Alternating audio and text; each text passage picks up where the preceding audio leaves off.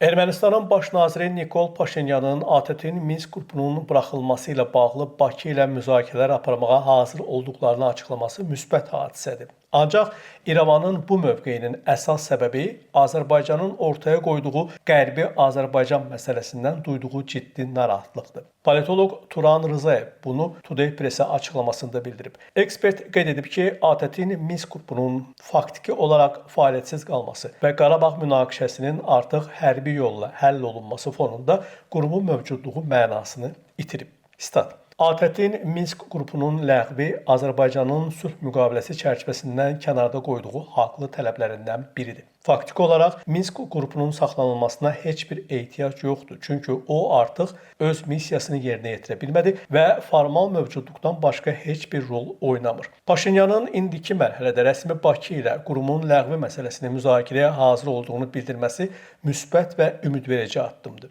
Lakin Ermənistan rəhbərinin açıqlamasında diqqəti çəkən başqa vacib məqam var. O bildirir ki, Ermənistan bunu qəbul etməkdə məqsədi Azərbaycanın Qərbi Azərbaycan məsələsini yenidən qaldırmayacağına əmin olmaqdır. Deməli, İrəvan üçün əsas problem məhz Qərbi Azərbaycanlıların geri qayıtmaq məsələsidir və bu məsələ Ermənistan hakimiyyətini ciddi şəkildə narahat edir. Statın sonu. Analitik hesab edir ki, rəsmi Bakı Qarabağ ermənilərinin reinteqrasiyasına şərait yaratdığı halda Ermənistan Qərbi Azərbaycanlıların geri dönüşünü heç bir halda qəbul etmir və bu məsələni müzakirə etməkdən qaçır. Stat. Azərbaycan Qarabağ ermənilərinə reinteqrasiya təklifi verdi. Bunu qəbul etməyənlərin Ermənistana təhlükəsiz keçidinə şərait yaratdı və indi də geri qayıtmaq istəyənlər üçün qapıları açıq saxlayır. Ermənistan isə buna cavab olaraq Qərbi Azərbaycanlıların öz doğma torpaqlarına geri qayıtmasına qarşı qəti şəkildə çıxır. Paşinyanı ən çox narahat edən məqam Azərbaycan hökumətinin dəstəyi ilə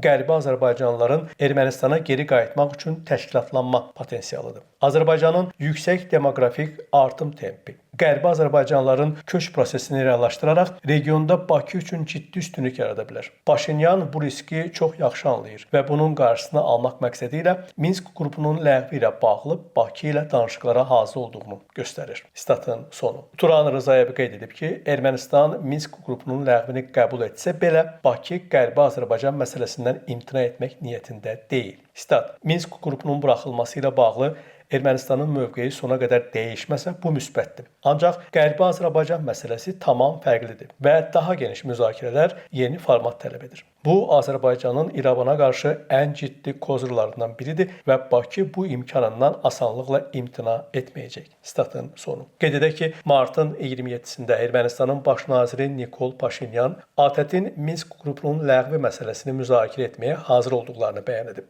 Qiymət mahir Namiq Abbasov, Today Press.